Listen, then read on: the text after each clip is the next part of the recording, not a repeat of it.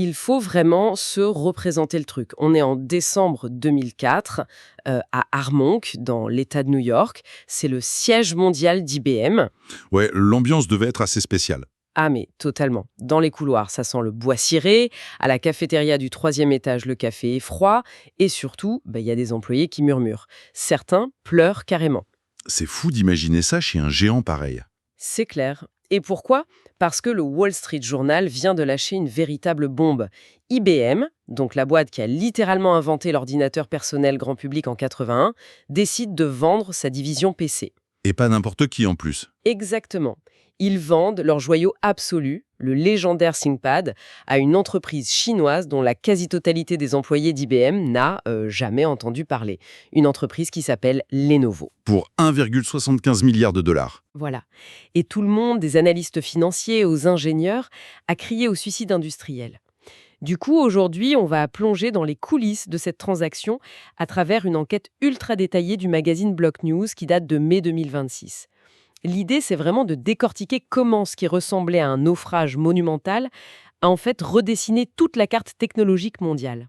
Et c'est une scène véritablement historique. Surtout quand on regarde le contraste avec ce qui se passait au même moment de l'autre côté du Pacifique. À Pékin, c'est ça. Ouais, à Pékin, le PDG de Lenovo, Yang Yuanqing, qui n'avait que 40 ans à l'époque, il célébrait ce qui s'apparentait au coup du siècle. Pendant que les Américains pleuraient. C'est exactement ça. La presse américaine était hyper sceptique, presque moqueuse face à cette acquisition. Mais le fondateur de Lenovo, Liu Chuanzi, a eu cette formule qui restait célèbre. Il a dit que c'était un serpent qui avale un éléphant. Ah ouais, l'image est forte. Très forte. L'Occident doutait, mais Lenovo savait très exactement ce qu'elle venait d'acheter. C'était pas du tout le sauvetage d'une division en perte de vitesse. C'était en fait l'acquisition instantanée d'une légitimité mondiale. Avec une présence commerciale clé en main, quoi. Voilà. Un réseau de distribution déjà établi dans 160 pays. Bon, alors, décortiquons tout ça. Parce que pour comprendre pourquoi des ingénieurs d'IBM pleuraient réellement dans leur cafétéria, il faut vraiment saisir l'aura du ThinkPad à cette époque. C'était pas juste un morceau de plastique avec des puces? Non, c'était un vrai symbole de statut. Complètement. C'était un objet culturel fondamental. Si on remonte à sa création, en 92, le design de cette machine, c'était déjà une anomalie. Ça a été confié à un Allemand, Richard Sapper, et son idée de génie, ça a été de refuser les gros blocs beige en plastique des années 80. Il s'est inspiré d'une boîte à bento japonais, c'est ça, hein? Exactement. Un rectangle noir, mat, hyper symétrique, un truc mystérieux qui ne révèle sa complexité qu'une fois ouvert. C'était une rupture esthétique totale, mais aussi une merveille d'ingénierie, hein. Le développement technique, lui, s'est fait au Japon, au labo de Yamato, sous la direction de l'ingénieur Harimasa Naito. Le fameux point rouge. Ouais, le track point. Ce petit point rouge vif en plein milieu du clavier. C'était pas juste pour faire joli, ça permettait de diriger le curseur sans jamais lever les mains de la position de frappe. Ça paraît anodin aujourd'hui avec nos trackpads géants. C'est clair. Mais à l'époque, pour des pros de la finance ou des codeurs qui tapaient à toute vitesse, c'était une interface absolument révolutionnaire pour l'ergonomie. Et le marché a adoré, hein. Succès foudroyant. Plus d'1 milliard de dollars de ventes juste la première année. En 96, un des modèles entre même dans les collections permanentes du MoMA à New York. Et c'était l'ordi officiel de la Station spatiale internationale quand même. Mais oui, c'est dingue. Alors du coup, face à ce triomphe absolu, il y a un truc qui m'échappe un peu. Vendre le ThinkPad pour IBM, c'était comme si un horloger de luxe vendait son modèle le plus iconique à une usine inconnue juste parce que l'entretien coûtait trop cher. Pourquoi s'en débarrasser? Et surtout pour 1,75 milliard, ce qui est moins que ses propres ventes de la première année. Si on regarde la vue d'ensemble, il faut vraiment se pencher sur la macroéconomie de l'époque. La raison, elle est strictement stratégique, et elle révèle une mutation profonde de l'industrie. Entre 2000 et 2004, cette division PC a fait perdre près d'1 milliard de dollars à IBM. Attends, 1 milliard? Ouais. Sur le produit qui a littéralement défini l'ordinateur portable pro. Ouais, 1 milliard. Et l'explication est fascinante. Le marché du PC grand public s'était transformé en ce que IBM appelait une jungle. L'ordinateur, c'était plus un objet d'innovation de rupture, c'était devenu un produit de base. Une commodité, quoi. Tout le monde pouvait assembler des composants Intel et Microsoft dans son garage, en fait. Exactement. Et IBM, historiquement, eux, ils optimisaient toute leur architecture pour la marge. Ils voulaient les immenses contrats de services ou de serveurs avec les gouvernements. Ils ne savaient tout simplement plus gérer une guerre des volumes avec des marges microscopiques. Ah, je vois. Et Lenovo, j'imagine qu'ils voyaient ça différemment. Diamétralement opposés, ouais. Ces 10 000 brevets, ces 40 000 clients entreprises, cette usine d'excellence au Japon. Pour Lenovo, c'était pas un gouffre financier, c'était un raccourci de plusieurs décennies pour s'implanter en Occident. Ouais, mais bon, acheter l'icône, au final, c'était la partie facile. Signer un gros chèque, n'importe quelle boîte avec des liquidités peut le faire. La vraie épreuve, elle a commencé le 1er mai 2005, quand le deal a été bouclé. Lenovo a doublé de taille d'un coup. Avec 19 000 employés, c'est ça? C'est ça, hein, 19 000 employés répartis entre 3 mondes corporatifs qui s'ignoraient totalement. Pékin en Chine, Yamato au Japon et Rollei aux États-Unis. Et là, c'est le crash culturel absolu. Le thème qu'on lisait beaucoup à l'époque, c'est un rejet de greffe, presque total. Il faut imaginer la paralysie. La langue officielle devient l'anglais, ce qui semble logique, mais dans la réalité, même le PDG chinois avouait qu'il avait un mal fou à comprendre les différents accents américains. Et inversement, j'imagine? Bah oui, et les méthodes de travail étaient aux antipodes. D'un côté, les Américains d'IBM super autonomes, qui hallucinent de voir les cadres chinois imposer les pauses de gym obligatoires en groupe. Sérieusement? De la gym en groupe, ouais. Ou même réprimander publiquement des employés pour 5 minutes de retard.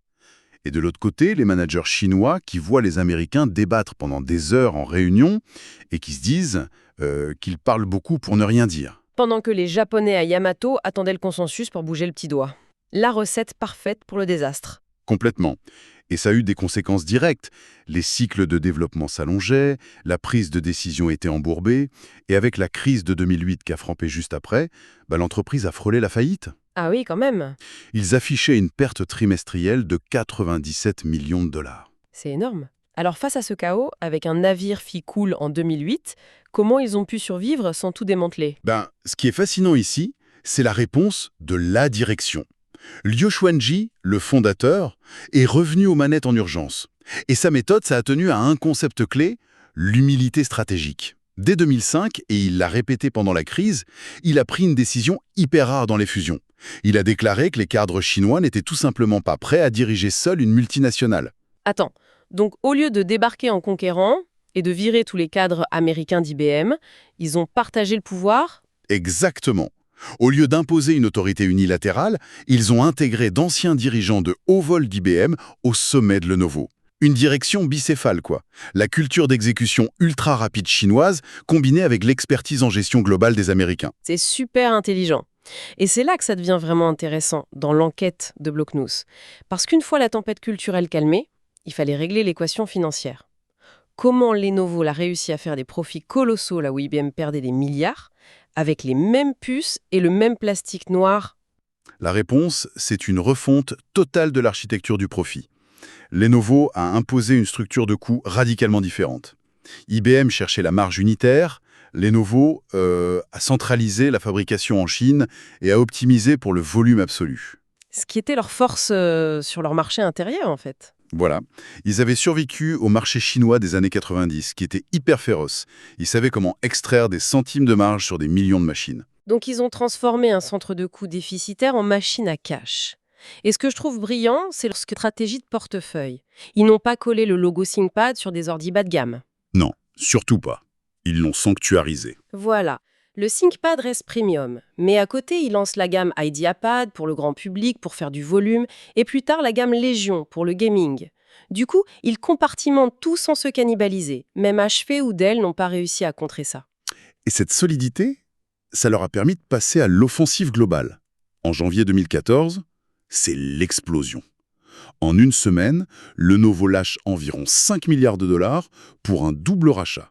D'abord, la division serveur bas de gamme d'IBM, encore eux, et ensuite la téléphonie Motorola, rachetée à Google. Donc on comprend bien la mécanique.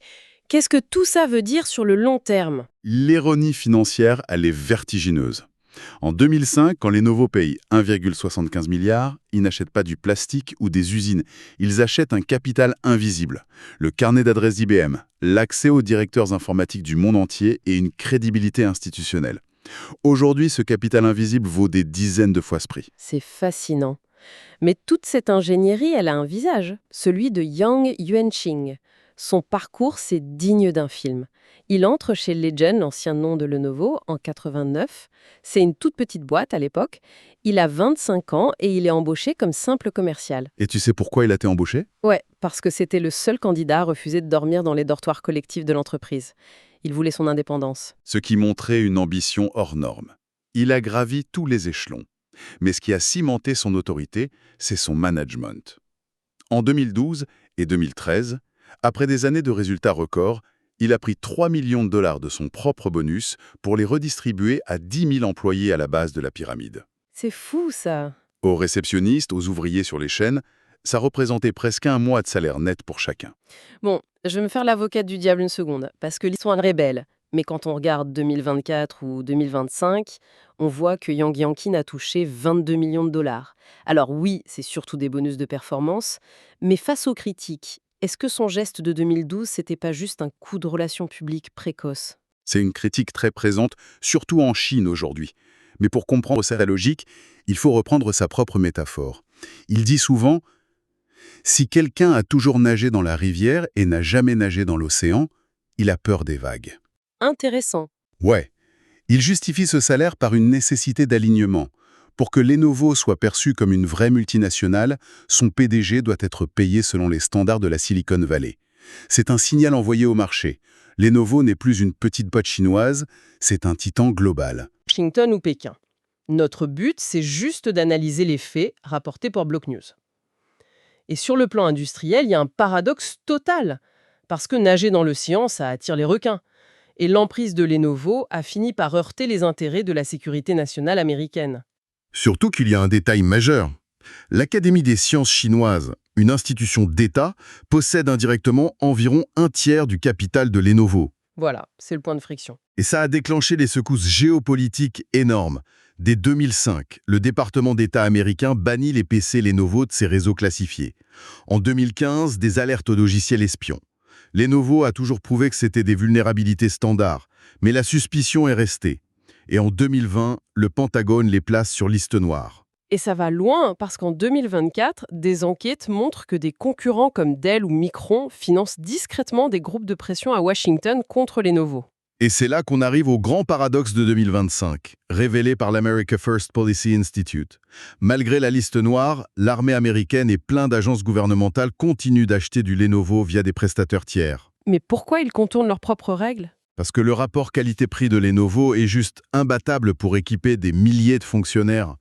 Ça soulève une question importante sur la souveraineté technologique. Comment une interdiction formelle s'effondre face au budget informatique? C'est la réalité du marché, en fait. Exactement.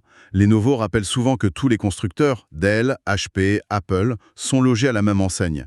Un PC conçu en Amérique, il a de la RAM coréenne, un processeur lié à Taïwan, une batterie chinoise. La souveraineté matérielle totale, c'est une illusion complète. N'empêche que Lenovo avait un vrai problème d'image à régler. Il leur fallait une vitrine mondiale inattaquable. Et ils ont choisi la Formule 1 en 2025. 1,5 milliard de fans, un public jeune, aisé, et un sport neutre politiquement. C'est un bouclier culturel génial. En associant son logo à la F1, qui est le summum de l'ingénierie en temps réel, Lenovo n'est plus perçue comme une boîte sous surveillance. Elle devient le partenaire de l'élite, de la vitesse et de la précision. Et ça marche. Début 2026, ils sont numéro 1 mondial absolu avec presque 25% de part de marché, chiffre d'affaires record de plus de 69 milliards de dollars. Mais ce qui est fou, c'est leur rénovation. Au CES 2025, ils ont sorti le ThinkBook Plus Gen 6 roulable. Ah oui, l'écran roulable? C'est incroyable. Un ordi avec un écran OLED qui s'enroule physiquement. On appuie sur un bouton et un micromoteur déroule l'écran pour passer de 12 à 15 pouces à la verticale. Bon, ça coûte 3 500 $, mais c'est de la pure science-fiction sur le bureau. Ça prouve qu'ils inventent la catégorie maintenant. Et c'est que la partie visible. En 2026, la vraie révolution de Lenovo, c'est le logiciel. Les fameux AI PCs. Ils ont pris 31% de ce marché naissant. Leur stratégie, c'est l'assistant local Lenovo AI Now, basé sur Llama 3. Et pourquoi c'est si révolutionnaire, ça ? Parce qu'avant, pour poser une question à une IA, tes données partaient sur des serveurs externes via Internet. Avec les puces neuronales de Lenovo, l'IA tourne en circuit fermé sur ton ordi. Pas de latence, pas besoin d'Internet, et surtout tes données privées ne quittent jamais la machine. D'accord. C'est un argument de sécurité massif, en fait. Donc, pour résumer ce voyage de 40 ans, l'histoire de Lenovo, c'est vraiment l'illustration industrielle de notre siècle. L'Occident abandonne ses icônes quand elles ne sont plus assez rentables, la Chine les rachète, apprend dans la douleur, mais préserve l'ADN d'origine, comme l'équipe au Japon, et au final, grâce à une logistique folle, il domine le marché. C'est une leçon d'intégration sans précédent. Personne en 2004 n'aurait parié qu'ils réussiraient à digérer le symbole du capitalisme américain sans le détruire. Ils ont gagné la guerre du matériel. Voilà, la guerre du matériel est gagnée. Mais ça m'amène à une réflexion finale, un peu provocatrice. L'ère des AIPC ouvre une boîte de Pandore. Si demain l'intelligence artificielle tourne localement sur toutes nos machines, le prochain champ de bataille géopolitique, ce ne sera plus de savoir d'où vient la puce, ce sera la nationalité et donc les biais cognitifs du modèle d'IA qui habite secrètement nos ordinateurs. C'est une réflexion cruciale pour notre souveraineté numérique. De quoi y penser la prochaine fois qu'on allume son écran. Et dire que tout ça a commencé avec des employés en pleurs autour d'un café froid.